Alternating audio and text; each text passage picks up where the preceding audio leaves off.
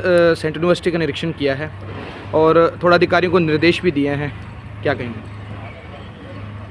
देखिए, central university एक बहुत बड़ा प्रोजेक्ट है जो जिला कांगड़ा के लिए और विशेष तौर पर देहरा सब डिवीजन के लिए। इससे न केवल शिक्षा का एक बड़ा केंद्र बनेगा, यहाँ पर रोजगार स्वरोजगार के अवसर भी बनेंगे।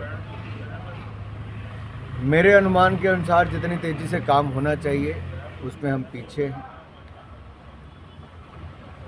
जो कुछ कमियां हैं मैंने उसका भी उल्लेख बैठक में किया है और मैंने एक अगली बैठक रखने का भी तय किया है जिसमें सेंट्रल यूनिवर्सिटी के वीसी हों, डीजी CPWD हों और संबंधित जो कॉन्ट्रैक्टर है आहलूवालिया उसके वरिष्ठ अधिकारी हों, ताकि ये जो खामियां और कमियां देखी जा रही हैं इसमें जल्द से जल्द सुधार हो और ये जो विलम्ब प्रोजेक्ट में हो रहा है और जितनी क्षमता इसकी होनी चाहिए उसमें देरी ना हो और उन कमियों को भी दूर किया जाए। ये प्रोजेक्ट केवल वन ऑफ द प्रोजेक्ट नहीं है, ये द प्रोजेक्ट है।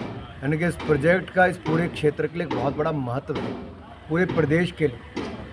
और कई वर्ष हो गए, कितने ही स्टूडेंट्स यहाँ से अपना कोर्स पूरा करके चले गए लेकिन उनको एक स्थायी कैंपस नहीं मिल पाया। अब समय आया है कि देहरा में एक स्थायी कैंपस दिया जाए और जो 2500 के लगभग अभी विद्यार्थी हैं उनको अगर एक कैंपस में अभी लाना है तो उतनी क्षमता तो अभी भी इसकी बनकर तैयार नहीं हो रही है।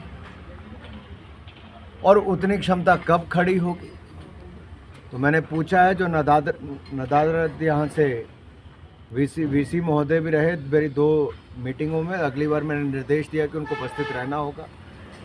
और जो SC CPWD को यहाँ रहना था वो भी यहाँ पर नहीं है, उनको भी रहना होगा।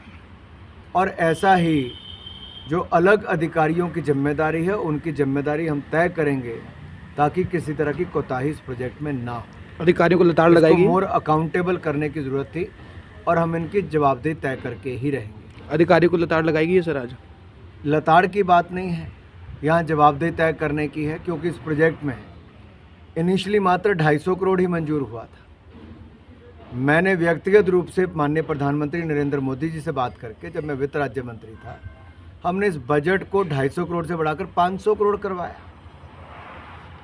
लेकिन पैसे का जितना सदुपयोग होना चाहिए वो यहाँ पे उस स्थिति नज़र नहीं आती। इसलिए मैंने अगली बड़ी बैठक बुलाने की एक निर्णय लिया है ताकि वहाँ पर इन सब की रिपोर्ट ली जाएगी। सर, केंद्र में जो संसद है वहाँ पर जो BR अम्बेडकर हैं उनको लेकर विरोध जताया जा रहा है। कांग्रेस ने प्रदेश में जो है अमित शाह जी से जो है वो इस्तीफा मांगा है, क्या कहेंगे? आप भी लगातार इसमें सुर्खियों में हैं। मुझे लगता है कांग्रेस को देश से माफ़ी मांगनी चाहिए और विशेष तौर पर अनुसूचित जाति, जनजाति और पिछड़ा वर्ग से तो कांग्रेस को माफ़ी मांगनी ही चाहिए।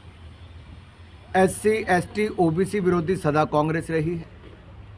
SC ST OBC को आरक्षण देने का विरोध पंडित जवाहरलाल नेहरू, इंदिरा गांधी जी, राजीव गांधी करते रहे और अब राहुल गांधी जी खत्म करने की बात करते हैं।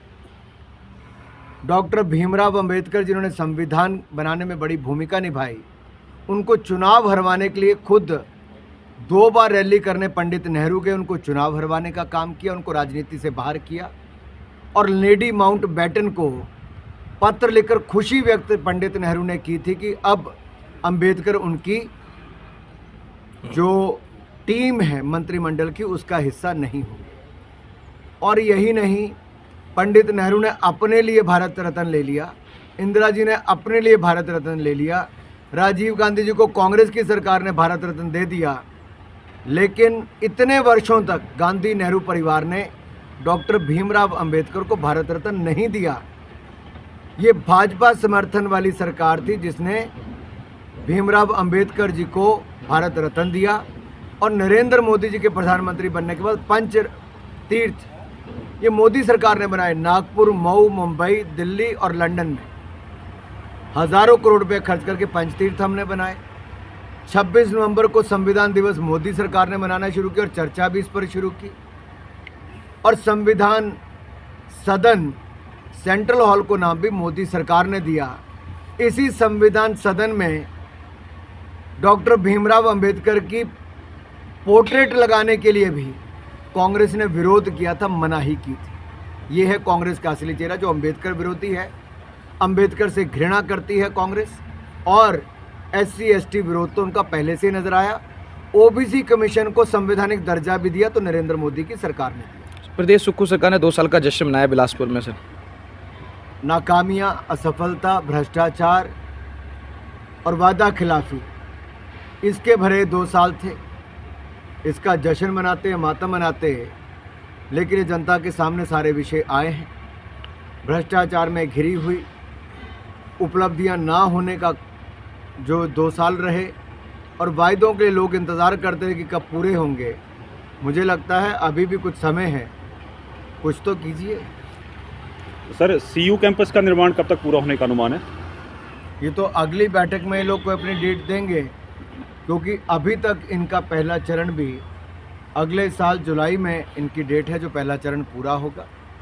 लेकिन हम पहले चरण तक रुकने वाले नहीं, हम इसको एक पूरा कैंपस देखना चाहते हैं, ताकि जहाँ पर हज़ारों बच्चे पढ़ें भी, उनकी रहने की सुविधा भी हो, और यहीं से उनको बड़ी कंपनियां रोजगार देने के लिए भी यहाँ पर आएँ, ऐसा हमारा प्रयास है। Thank you sir. ठीक है, सर।